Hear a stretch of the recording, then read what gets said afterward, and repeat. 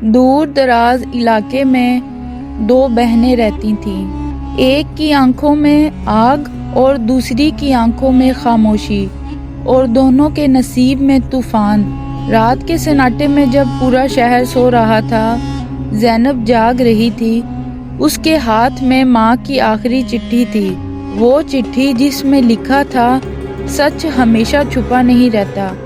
زینب مضبوط تھی، تلخ تھی اور دنیا سے لڑنے کا حوصلہ رکھتی تھی، مگر اس کی چھوٹی بہن عائشہ، وہ نرم دل، خاموش اور ہر دکھ کو مسکرا کر سہنے والی۔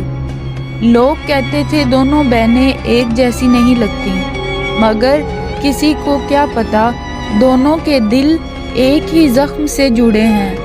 باپ کے انتقال کے بعد رشتہ داروں نے جائیداد ہڑپ لی، گھر چھین لیا گیا اور دونوں بہنیں ایک کرائے کے کمرے میں آ گئیں۔ زینب نے قسم کھائی، میں سب واپس لوں گی، ہر چیز۔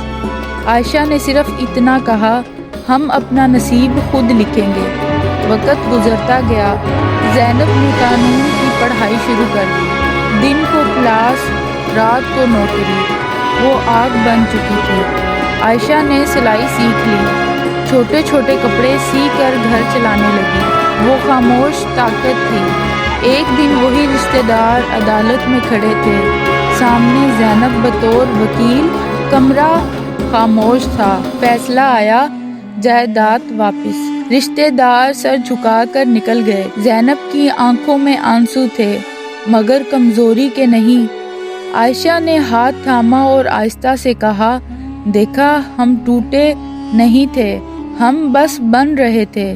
اس دن شہر نے دیکھا، طاقت صرف چیخنے میں نہیں ہوتی، کبھی کبھی طاقت خاموشی میں بھی پلتی ہے۔ دو بہنیں، ایک آگ، ایک پانی، مگر جب وقت آیا، دونوں طوفان بن گئیں۔